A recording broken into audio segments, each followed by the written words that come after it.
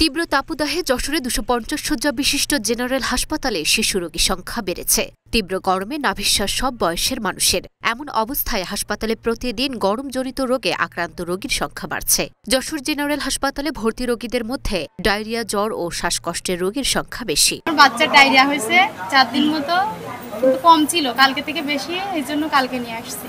Pneumonia হয়েছে, সাথে septicaemia. আজকে 7 দিন ধরে ভর্তি হয়েছি। তা অন্য সব সমস্যাগুলো নরম পড়েছে, ব্লাড ইনফেকশনও ছিল, তাই শুধু নিউমোনিয়াটা এখনো আছে। ডোজ কমপ্লিট না হলে নরম পড়বে না বলছে ডাক্তার। নিউমোনিয়ার সমস্যা এখন ট্রিটমেন্ট করে মনে করেন যে প্রথম ঈদের 8 দিন আগে রমজান মাসের ভিতর থেকে গেলাম, এখন ডাক্তার রিলিজ দিল, বললো তো ভালো হয়ে গেছে। তারপরে ঈদের 2 দিন পরে আবার মনির পেট খুলে সমস্যা হলো, পলাশ স্যারের কাছে নিয়ে আসছিলাম। পলাশ স্যার বললো যে কি যে রাম মনির একটু পেটের সমস্যা আছে, তা আমি দেখবা না, আর তুমি সতেরো ভর্তি করো। এখন এই অবস্থায় আছে। বর্তমানে যশোর জেনারেল হাসপাতালের সংক্রামক ওয়ার্ডে শয্যার চেয়ে রোগীর সংখ্যা বেশি। ডায়রিয়া ওয়ার্ডে 5টি শয্যার বিপরীতে রোগী ভর্তি রয়েছে 28 জন। প্রতিদিনই ক্রমশ এই রোগীর সংখ্যা বৃদ্ধি পাচ্ছে। শয্যা সংকটে শিশু রোগীদের নিয়ে ভোগান্তি পোহাচ্ছেন স্বজনরা। এই অবস্থায় চিকিৎসা দিতে বেগ পেতে হচ্ছে চিকিৎসক ও সেবিকাদের।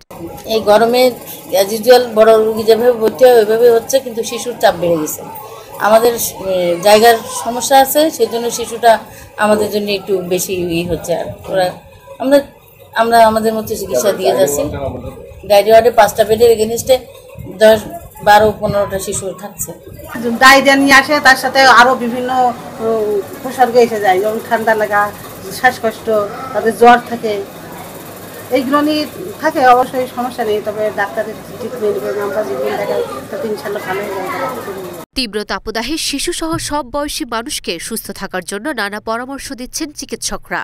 আসলে যেহেতু তীব্র তাপদাহ চলতেছে, তো স্বাভাবিকভাবে বিনা প্রয়োজনে যেন কেউ বাইরে বের হয় না, এবং বাইরে যদি বের হয় অবশ্যই ছাতা ব্যবহার করবে। আর সবাই যেন তরল খাবার বেশি করে পান করে, বাইরের পচা বা বাসি খাবার দাবার যেগুলো আছে বা ফলমূল যেগুলো আছে সেগুলো পরিহার করতে হবে। আর যেগুলো মাতৃদুগ্ধ পান করা বাচ্চা যেগুলো আছে সেগুলো মায়ের কাছে রাখবে, এবং অবশ্যই ঘন ঘন মায়ের দুধ পান করাতে হবে।